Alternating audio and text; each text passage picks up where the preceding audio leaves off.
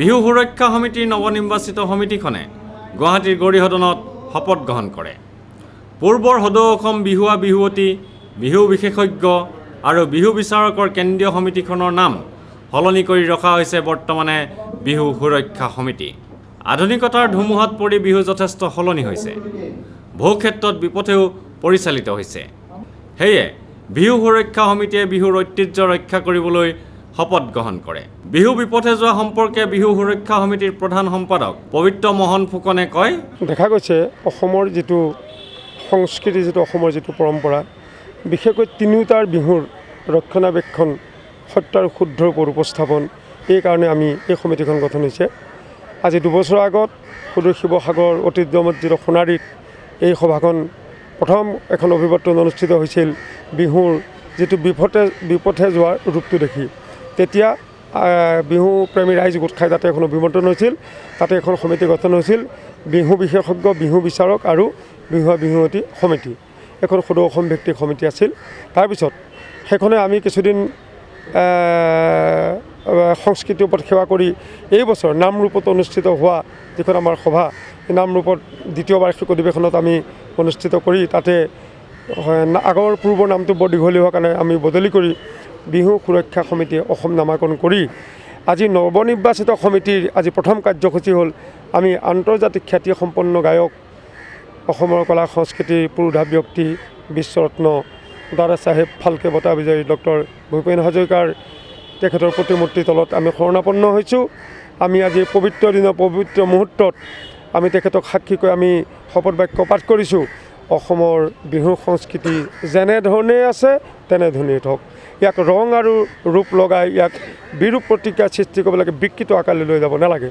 এতিয়া আমি দেখিছোঁ যে একাংশ বিহু সমিতিয়ে আৰু একাংশ বিহুৱে বা একাংশ বিহুৱাই পূৰ্বৰ যিটো ঐতিহ্য আৰু পৰম্পৰা এইটোক আঘাত সানি তেওঁলোকে নিজা মতামত কিছু প্ৰয়োগ কৰি তেওঁলোকে সম্পূৰ্ণ সত্য শুদ্ধৰ পৰা বাতৰি আমাৰ পৰিলক্ষিত হৈছে। যাৰ কাৰণে এই সমিতিয়ে আমি শপত গ্ৰহণ কৰিছোঁ যাতে সত্য আৰু শুদ্ধৰ ওপৰত আমি অসমবাসীৰ ওচৰত পুৰণি ঐতিহ্য আৰু পৰম্পৰাৰে আমাৰ সংস্কৃতি আমি জীয়াই ৰাখিব পাৰোঁ। অসমৰ অতি আপোন সন্তান ডক্টৰ ভূপেন হাজৰিকাদেৱৰ প্ৰতিমূৰ্তিৰ তলত থিয় হৈ সমিতিৰ সদস্যসকলে হুঁচৰি গাই প্ৰবাদ পুৰুষজনাৰ আশীৰ্বাদ লয়।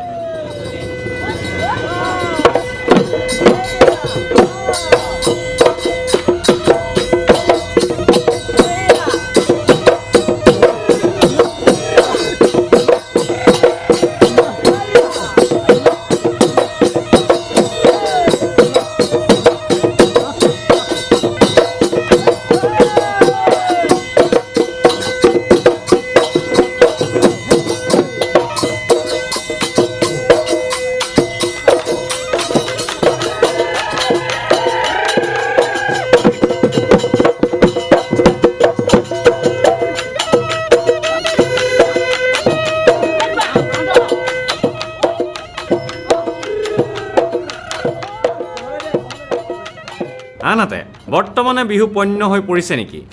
এই প্ৰশ্নৰ উত্তৰ দি পবিত্ৰ মোহন ফুকনে কয় এনেদৰে, অতি দুখিত যে বিহু পণ্য সামগ্ৰী ব্যৱহাৰ কৰা হৈছে।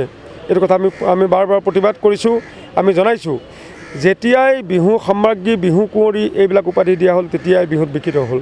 কাৰণ সামগ্ৰী, ৰাণী, কুঁৱৰী এইবিলাক হ'ল ৰজাৰ শব্দ, এইবিলাক ৰজা ৰাণীৰ লগত সম্পৰ্ক, এইটো বিহুৰ লগত জড়িত নহয়।